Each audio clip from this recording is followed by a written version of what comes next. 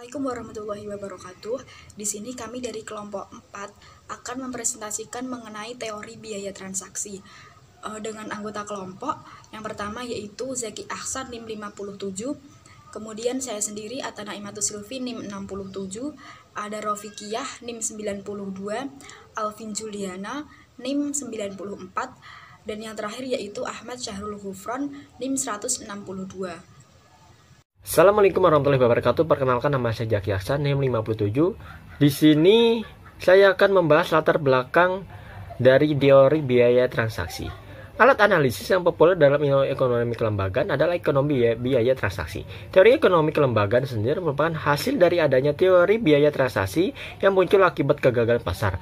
Pandangan neoklasik menganggap pasar berjalan sempurna tanpa biaya apapun karena pembeli memiliki informasi yang sempurna dan penjual saling meningkatkan sehingga menghasilkan harga yang rendah. Namun dalam kenyataannya, informasi kompetisi sistem kontrak dan proses jual beli sangat asimetris dan tidak sesempurna itu, di mana tidak adanya informasi yang sempurna dalam suatu sistem pasar. Hal ini menimbulkan adanya biaya transaksi yang dapat didefinisikan sebagai biaya untuk melakukan proses negosiasi, pengukuran, dan pemaksaan pertukaran. Konsep tentang biaya transaksi pertama kali diperkenalkan oleh Ronald Coase pada tahun 1937 lewat artikel populernya yang berjudul The Nature of the Firm. Tetapi artikel tersebut kurang menjelaskan maksud dan arti dari konsep biaya transaksi yang ingin dijelaskan oleh Coase. Sebagai konsekuensi dari hal tersebut, buku-buku literatur ekonomi yang coba membahas mengenai teori ekonomi biaya transaksi sering menampakkan adanya kontradiksi antara satu dengan yang lainnya. Vogt 2007 378. Hal ini yang sama diungkapkan pula oleh Meran Voliotakis dan Leonakis 2010-1047 yang menyatakan bahwa konsep biaya transaksi masih menyisakan kesamaran dan kesulitan dalam memahami definisinya. Untuk itu dibutuhkan upaya yang seksama untuk mendefinisikan maksud dari konsep biaya transaksi. Berikut ini pengertian teori biaya transaksi menurut para ahli. Yang pertama ada dari Williamson 1181. Biaya transaksi adalah ongkos untuk menjalankan sistem ekonomi dan biaya untuk menyesuaikan terhadap perubahan lingkungan. Yang kedua ada dari North 1991. Biaya transaksi adalah ongkos untuk menspesifikasi dan menjalankan evolusi kontrak yang mendasari pertukaran, sehingga dengan sendirinya mencakup semua biaya organisasi politik dan ekonomi yang memungkinkan kegiatan ekonomi mengutip laba dari perdagangan atau pertukaran tersebut. Yang ketiga ada dari Emburu 2002. Biaya transaksi dapat diartikan untuk memasukkan tiga kategori yang lebih luas, yaitu sebagai biaya pencarian dan informasi, biaya negosiasi dan keputusan atau mengeksekusi kontrak, dan yang terakhir ada biaya pengawasan, pemaksaan, dan pemenuhan atau pelaksanaan.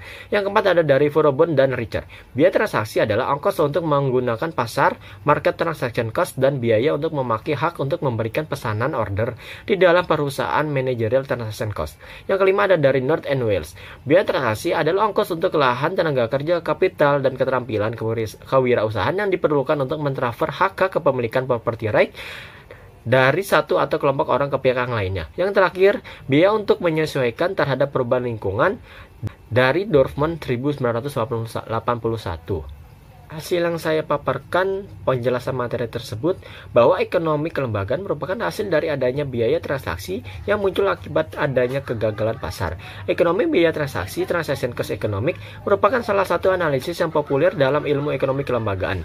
Ekonomi biaya transaksi digunakan untuk mengukur efisiensi atau tidaknya suatu desain kelembagaan. Biaya transaksi merupakan konsep yang menjelaskan mengenai biaya yang keluar saat melakukan transaksi di luar biaya produksi. Sedangkan biaya transaksi sendiri diberikan menjadi dua tipe, yaitu biaya transaksi tetap dan biaya transaksi variabel. Sekian dari saya, apabila ada kesalahan mohon dimaafkan. Wassalamualaikum warahmatullahi wabarakatuh. Faktor yang menyebabkan biaya transaksi muncul. Biaya transaksi dapat muncul karena beberapa penyimpangan. Yang pertama yaitu penyimpangan atas lemahnya jaminan hak kepemilikan.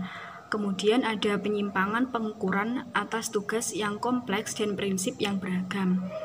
Yang ketiga ada penyimpangan intertemporal dan penyimpangan yang muncul karena kelemahan dalam kebijakan kelembagaan. Nah, dari faktor tersebut dapat disimpulkan bahwa faktor yang paling dominan yang menyebabkan biaya transaksi dapat muncul yaitu mengenai sifat hak kepemilikan dalam masyarakat.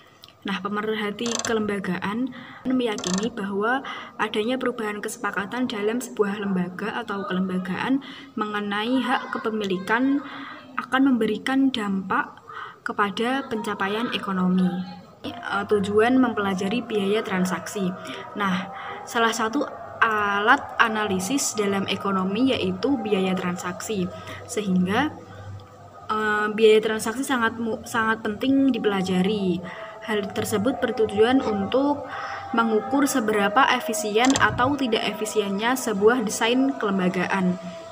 Pada intinya, semakin tinggi biaya transaksi, maka semakin tidak efisien sebuah desain perusahaan atau kelembagaan.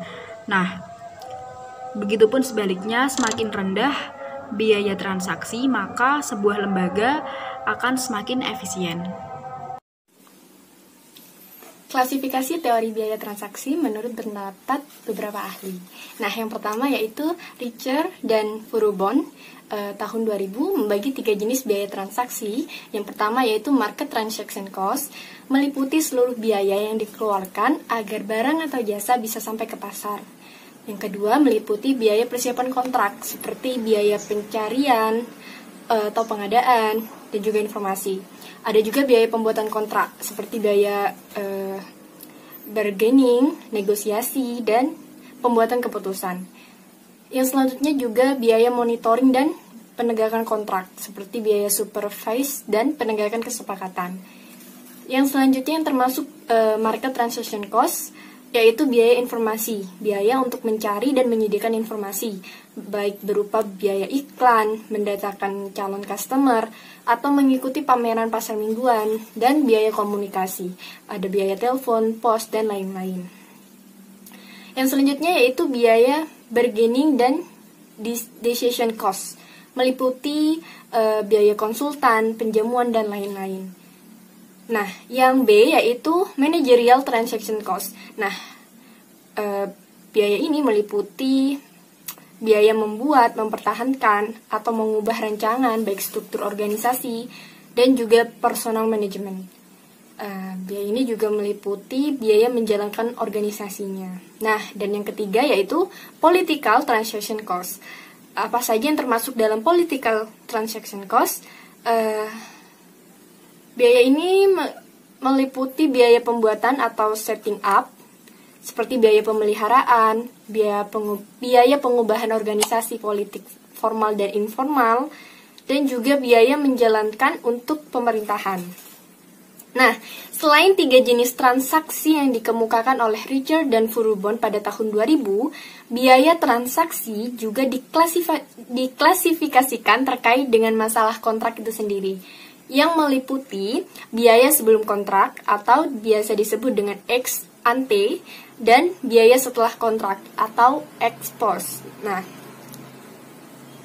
selanjutnya yaitu pendapat dari Collin dan Fabozzi pada tahun 1991 yang mengklasifikasikan biaya transaksi berdasarkan yang pertama ada biaya transaksi yang merupakan biaya tetap fixed cost yang biasanya itu meliputi investasi spesifik yang dibuat dalam menyusun kesepakatan kelembagaan. Nah, ada biaya transaksi variabel, ada biaya transaksi tetap, dan ada biaya transaksi variabel yang jumlahnya bisa berubah-ubah mengikuti transaksi yang akan terjadi kelanjutan. Tapi kalau biaya tetap itu tiap bulannya nominalnya akan tetap begitu. Dan yang ketiga yaitu biaya oportunitas, yaitu perbedaan antara kinerja investasi aktual dan investasi yang diharapkan yang disesuaikan dengan biaya eksekusi dan biaya tetap. Nah, dan yang keempat yaitu biaya eksekusi, yang merupakan biaya yang muncul akibat permintaan eksekusi yang cepat atau intermediate execution. Dan yang kelima yaitu dampak harga itu sendiri atau price impact, yang merupakan biaya untuk menangkap pergerakan aset yang merupakan hasil dari perdagangan ditambah selisih harga pasar. Dan yang terakhir yaitu biaya waktu pasar atau market timing cost, yang merupakan pergerakan harga aset pada saat dilakukannya transaksi. Sekian presentasi dari saya. Selanjutnya, masalah-masalah dalam teori biaya transaksi. Jadi, dalam teori biaya transaksi ada hambatan dalam penentuan biaya transaksi tersebut. Yang pertama, secara teoritis masih belum terungkap secara tepat definisi biaya transaksi. Yang kedua, karena setiap kegiatan ekonomi bersifat spesifik, sehingga kesulitan merumuskan variabel biaya transaksi. Yang ketiga, kesulitan menentukan alat pengukuran yang akurat untuk analisisnya, di mana kita perlu mengetahui bagaimana mengukur berupa isu-isu yang strategis karena akan memandu akurasi sebuah analisis kelembagaan. Solusi pemecahan masalah dalam teori biaya transaksi. Selain kita membahas mengenai hambatan dalam penentuan biaya transaksi, kita juga akan membahas mengenai solusi pemecahan masalahnya. Salah satunya dalam skala ekonomis, yaitu salah satu solusi untuk masalah biaya transaksi yang tinggi, di mana menggabungkan dana dari banyak investor secara bersama-sama, sehingga mereka dapat mengambil manfaat dari skala ekonomis tersebut. Skala ekonomis yaitu penurunan biaya transaksi per dolar, seperti halnya dengan kenaikan ukuran atau skala transaksi. Menggabungkan dana investor secara bersama-sama mengurangi biaya transaksi untuk masing-masing individu. Skala ekonomis karena total biaya melakukan transaksi dalam pasar keuangan hanya meningkatkan sedikit mirip dengan peningkatan ukuran transaksi. Assalamualaikum warahmatullahi wabarakatuh. Nama saya Ahmad Syahrul Gufron dengan NIM 162. Di sini saya akan memberikan contoh studi kasus pada transaksi biaya. Yang pertama itu ada model konseptual hubungan biaya transaksi dan penyaluran kredit usaha rakyat mikro. Biaya transaksi berhubungan erat dengan aktivitas transaksi ke ekonomi. Biaya transaksi sebagai biaya yang muncul dari proses pencarian informasi, transfer, koordinasi, pengadaan, pemasaran, periklanan, penjualan, penyelesaian hukum, serta biaya manajemen dan pengawasan menurut Wallis and North. Salah satu aktivitas mendorong fungsi intermediasi perbankan yang memunculkan biaya transaksi adalah produk kredit. Di bank, pemberian kredit dapat melibatkan biaya transaksi yang sangat tinggi karena informasi asimetris, bounded rationality, perilaku oportunistik, dan struktur regulasi bank penyedia. Variabel lainnya yang dapat menentukan besarnya biaya transaksi adalah tingkat kepercayaan atau hubungan spesifitas dan ukuran pinjaman. Di tahun 2007, untuk merespon fungsi intermediasi bank dalam pertumbuhan ekonomi, pemerintah mengeluarkan produk kredit yang disebut kredit usaha rakyat atau KUR dengan bank komersial sebagai salah satu penyalurnya. Terdapat 3 jenis KUR berdasarkan kegiatan usaha, yaitu sektor mikro, retail, dan tenaga kerja Indonesia. Dalam kasus ini, melihat volume penyaluran KUR pada salah satu sektornya, yaitu sektor mikro, pada periode 2017-2018 hingga April 2019, sehubungan studi kasus ini akan mencoba untuk membuat suatu model konseptual biaya transaksi dan penyaluran kredit usaha rakyat atau KUR mikro di Indonesia. Biaya transaksi dalam pengelolaan dan penyaluran KUR menunjukkan variabel dependen, yakni volume penyaluran KUR mikro dipengaruhi langsung oleh variabel independen, yaitu biaya transaksi yang dikeluarkan oleh bank. Hubungan tersebut diperkuat dengan variabel moderator berupa informasi asimetris, bounded rationality, perilaku oportunistik, dan struktur regulasi bank penyedia, di mana semakin besar variabel moderator akan semakin berpengaruh kuat pada biaya transaksi terhadap volume penyaluran KUR mikro. Namun, diduga terhadap variabel mediator, yaitu hubungan spesifitas antara nasabah dengan bank yang menyediakan KUR mikro, menjadi pengaruh tidak langsung antara besarnya biaya transaksi dengan volume penyaluran KUR mikro. Model kausalitas tersebut dapat diartikan bahwa ketika faktor-faktor biaya transaksi, yaitu informasi asimetris, bounded rationality, perilaku oportunistik, dan struktur regulasi bank penyedia menguat, maka secara langsung akan mempengaruhi banyaknya komponen biaya transaksi yang harus dikeluarkan akan bertambah.